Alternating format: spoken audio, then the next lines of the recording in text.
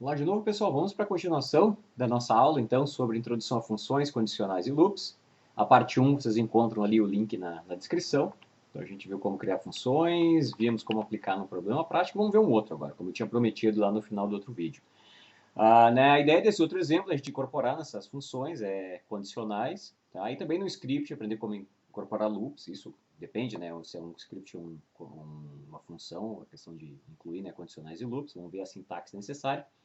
Então, o problema físico consiste, então, em determinar, então nós temos um escoamento sobre uma placa plana, nós queremos determinar o número de Nusselt, tá? Que vocês devem lembrar lá das aulas de transferência de calor, que é usado para determinar o coeficiente de troca convectiva. Tá?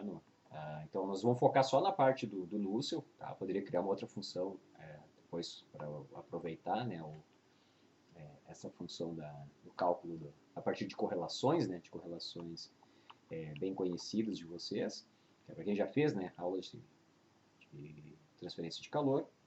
Então, vocês devem lembrar dessas aulas que esse parâmetro, o número de Nusselt e, consequentemente, o coeficiente convectivo, ele pode ser local, tá? Depende de um dado ponto X distante da borda de ataque, né, da borda da placa, ou pode ser um valor médio também sobre toda a placa, tá? Dos quais vão se extrair o que a gente chama de coeficiente local ou coeficiente médio, de acordo com essas equações. Você deve lembrar também que as equações usadas para os coeficientes locais e médios são naturalmente distintas, como nesse caso aqui, ó, e também vão depender do regime de escoamento. Então, existe um valor crítico, né, de Reynolds de 5 vezes 10 na 5, tá, que é baseado, né, nesse comprimento x. Tá, se ele for menor, ele é laminar, onde utilizam-se essas equações aqui para o local e para o médio. Tá? E aqui adiante, se ele for local, a gente usa essa correlação para calcular o valor de Nusselt. E a gente pode calcular o valor médio também, levando em conta não só a parte turbulenta, mas a parte laminar anteriormente. Então, o nosso objetivo, no fim das contas, é criar uma função única. Tá? Uma única função que nós vamos chamar de Nusselt.m, que contempla essas quatro possibilidades. Tomando como argumento de entrada o Reynolds e o Prandtl do fluido. E também a gente vai ter que dizer, né, qual é o tipo de coeficiente, se é o local ou médio. E ele vai calcular, usar a correlação apropriada aqui. Em vez de fazer quatro funções, vamos usar uma só. Tá? Como é que a gente faz isso, então? Tá? Fazendo uso de condicionais. E num segundo momento, a gente vai usar essa função para criar um gráfico de Nusselt versus Reynolds. Tá? Fazendo uso dessa função que foi criada, a gente vai ver o porquê. Bem, primeiro vamos ver como criar um condicional if no MATLAB. Tá? Ele é bem parecido com outros pacotes. Tá? Então, basicamente, if, você estabelece qual é a condição desejada. Se essa condição for satisfeita, ele coloca uma sequência de comandos aqui para serem executados. Caso não, ele vai executar uma outra série e o end encerra, né, a sequência. E vocês podem, claro, aninhar diferentes if e else, por exemplo, else, daí pode ter novas condições, sempre usando a mesma sintaxe aqui. Tá? Vocês podem aninhar vários ifs dentro de else, aqui fazendo else ifs. As condições usadas de igualdade e desigualdade são dessa forma. Tá? Maior, maior igual, menor igual. E os operadores lógicos são esses aqui. Então, nós vamos usar aqui primeiro um if, depois a gente vai ver o for ali para fazer a segunda etapa do problema. Então, vamos à criação da função. Tá? Então, o que a gente precisa? A gente precisa fazer a função tal que ele leve em conta essas possíveis variações. Então, vamos criar aqui um novo. Vamos chamar aqui, então, sempre começando, né, function. Então, o nosso número de Nusselt vai ser, vamos colocar aqui, ó, Nusselt. Vou chamar de Nusselt o nome da função. E ele vai receber o quê? Vai receber o Reynolds e o Prandtl só por enquanto. Depois a gente vai ver a questão do tipo. Tá? Vamos só fazer primeiro aí pro local, por exemplo. Tá? Então essa aqui vai ser a minha chamada. Ele vai receber dois argumentos por enquanto. Tá? E vai retornar o valor de Nusselt. Então vamos pegar primeiro, ó, essa situação onde ele vai receber um Reynolds, tá? Assumindo só local por enquanto. Ele vai receber o Reynolds. Se for menor que 5 vezes 10 na 5, ele vai usar essa equação. Se for maior, ele vai usar essa aqui. Tá? Então, como é que isso ficaria? Bem, eu já tinha as equações aqui copiadas para acelerar, então nós vamos pegar as duas equações aqui do seu local, tá? Só para a gente ganhar um pouquinho de tempo aqui. Essa é a do turbulento. Então a ideia é a seguinte, ó, esse Nusselt que ele vai retornar aqui, ó, tem que ser um dos dois. Ou tem que ser esse, se o Reynolds for menor que 10 na 5, ou tem que ser esse aqui. Então a gente usa aquela sintaxe lá do if. Ó. Então como é que a gente faz? Ó? Então, ó, se o número de Reynolds, que Reynolds é esse? Esse Reynolds que eu estou entrando aqui. Ó, tá? Se ele for menor que 5 vezes 10 na 5, ó, note que ele vai alinhar para um parágrafozinho depois aqui, vocês podem trazer aqui. Ó, tá? E caso contrário, tá? Se não for, ou seja, nesse caso, se ele não for menor que 5 vezes 10 na 5, naturalmente ele vai ser maior, né? A gente usa aqui essa outra equação, end. Tá? Então, vocês podem, inclusive, além de calcular, vocês podem mostrar na tela, ó, caso ele usar essa aqui, eu vou colocar, ele usou ó, local e laminar. Tá? Caso contrário, se ele for maior que 5 vezes 10 na 5, ele vai calcular com a equação apropriada e vai colocar local, porém, turbulento. Então, vamos salvar. Naturalmente, ele vai ter o nome, né, Nusselt.m. E aí vamos ver. Ó. Então, agora a gente pode fazer assim, ó, só a chamada, ó, Nusselt. E eu vou colocar, sei lá, um Reynolds de 1 vezes 10 na 5 e um Prandtl de 0,7. O valor aí do Prandtl do ar em temperatura ambiente, pressão ambiente, mais ou menos 0,7. Tá? Então, ó, ele vai fazer o cálculo, ele vai dizer, ó, estou assumindo como local e laminar. Por quê? Porque vocês colocaram para ele avisar onde que ele está fazendo e o cálculo que ele foi feito. Então, se eu colocar um valor aqui de 1 vezes 10 na menos na 5, ele só vai fazer o cálculo aqui. Se eu fizer agora 1 vezes 10 na 6, ó, que é um número maior, ele vai dar um outro valor e, naturalmente, ele vai usar a correlação aqui do turbulento. Ó. Então, note que com o if, tá, ele é usado justamente para isso. Ele vai tomar uma decisão baseado num critério que vocês usam. Se o critério for aceito, ele executa uma sequência de comandos. Se não, ele vai executar uma outra. Tá? Essa é a lógica do condicional. Bem, isso funciona para o caso do local. E se vocês quiserem agora, tá, agora eu quero dizer que ele é laminar ou turbulento e quero saber, quero fazer também a questão se ele for médio. Só que é o seguinte, daí para dizer se é médio ou não, aí vocês teriam que dizer de alguma forma, na chamada da função. Tá? Então como é que vocês vão fazer? Eu vou fazer o seguinte, ó. Vocês podem dizer, eu vou usar como argumento da função um dado adicional que é o tipo. E eu vou dizer assim, ó, se o tipo for 1, por exemplo, tá? Então vou até botar comentário aqui. Ó. Se o tipo for igual a 1, eu vou fazer o local. Se o tipo for 2, eu vou fazer como turbulento. Então isso aqui vai servir, como a gente vai ver ali, como um helpzinho da função de vocês. Vocês podem colocar depois, quer ver, ó, o que vai acontecer, que legal aqui. Ó. Posso colocar aqui informações sobre ela, ó, a sintaxe.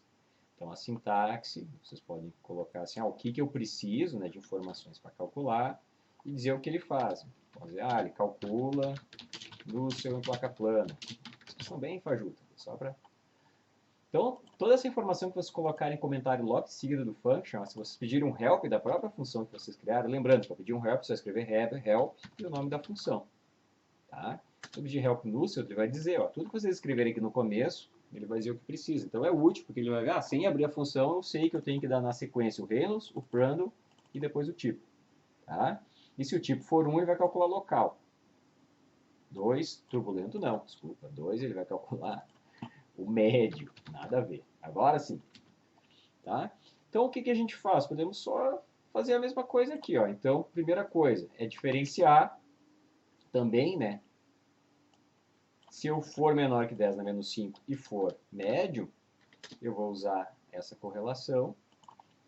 Se não, eu vou usar essa aqui, encerro com end. Tá? Então, qual é a diferença? Esses aqui vão ser médios agora. Então, esse aqui vai ser o médio laminar. E esse aqui vai ser o médio turbulento. Tá? Então, tem a mesma estrutura. Só que agora o que acontece? Aqui ele só vai decidir se é laminar ou turbulento. E aqui também. Mas aí vocês têm que decidir se vocês querem local ou médio. Então, o que vocês vão fazer? Vocês podem agora fazer um condicional nessa variável tipo.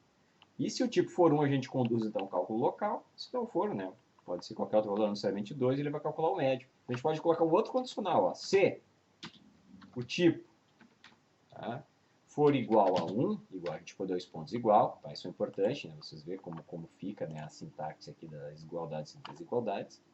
Tá? Se o tipo for igual a 1, ele vai calcular essa sequência. Se não, ele vai calcular essa outra sequência. Tá? Para alinhar melhor o código, vocês podem selecionar, ó, e coloca aqui, ó, indent, ó, nesse botãozinho aqui, ó, indent, apply smart indenting. Ó. Aí ele vai alinhar assim, os ifs de uma forma mais apropriada. Então, como é que vai funcionar? Primeiro, ele vai checar o tipo que vocês pediram aqui. Ó. Se vocês disserem 1, ele vai entrar aqui. Se vocês disserem 2, ou na verdade, nesse caso, qualquer valor, ele vai entrar aqui. Então, ele vai simplesmente decidir se vazar uma correlação local ou média. E depois que ele entrar nesse condicional, ele vai fazer outro teste. Ele vai ver se o Reynolds é menor, para calcular a versão laminar, e se for maior, a versão turbulenta. Ok? Então, a gente pode fazer vários testes agora. Então, por exemplo, aqueles mesmos que a gente fez ali. Ó. Agora eu preciso, ó, note que ele não vai funcionar, porque eu preciso de mais um termo. Então, se eu pedir 1, ó, ele vai me dar o local laminar. Agora vamos testar para ver que ele vai funcionar de diferentes maneiras. E cada vez que ele me escrever aqui, ele vai usar a equação correspondente. Então, se eu usar aqui agora 2, ele vai fazer o médio, porém laminar, porque o Reynolds nos dois casos é menor que 10 na 5. Se eu fizer 10 na 6, ó, 10 na 6, e do tipo 1, ele vai fazer o local, vai identificar que é turbulento e vai usar a equação do turbulento para fazer o cálculo. Tá? Mesma coisa aqui, se eu pedir o 2, ele vai usar a correlação de médio com turbulento. Ou seja, ele vai usar esses dois parâmetros aqui, ó, para tomar as decisões e, claro, nesse aqui, além de tomar a decisão, para fazer um cálculo com ele aqui no meio. Tá? Então, é assim que essa é a cara da nossa função. Então, criamos uma função e colocamos aqui um elemento um pouco mais complexo no outro caso, que seria aqui condicionais. Mas funciona da mesma forma. Tá? Então, essa seria a nossa primeira parte da função. Então, note que eu tenho uma única função, ó, uma única, que me permite calcular, ó, diferentes possibilidades. Então, a mesma função, não preciso mexer nela, automaticamente ela vai decidir qual das 4 correlações usar. Então, é isso que a gente desejava aqui nesse caso. Tá? Vamos para a segunda parte, que é usar um gráfico Lúcio versus Reynolds, abrangendo aí o Reynolds numa faixa que vai do laminar ao turbulento.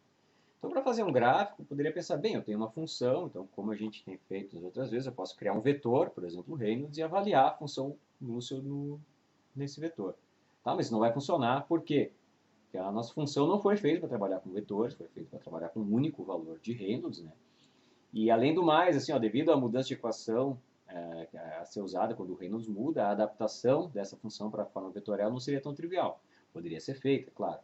Mas um procedimento simples que a gente pode fazer, que não requer mexer em nada na função original, na função Nusselt aqui, ou seja, fazer esse gráfico sem mexer na nossa função, é usar um loop, ou seja, se aqui eu calculei para um valor de Reynolds, eu posso calcular para vários. Eu posso calcular, sei lá, para 1.1 vezes 10 na 6, posso calcular para 1.2 vezes 10 na 6, e com isso fazer um gráfico. Só que, claro, fazer na mão isso é chato. Eu posso simplesmente fazer um loop, então, para variar, tá, esse número de Reynolds e aí gerar ele dentro de uma faixa de valores.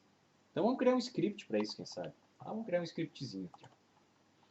Então, lembrando a função que a gente vai usar, podemos até copiar ela aqui, fazer uma colinha, ó, essa aqui. Ó. Tá?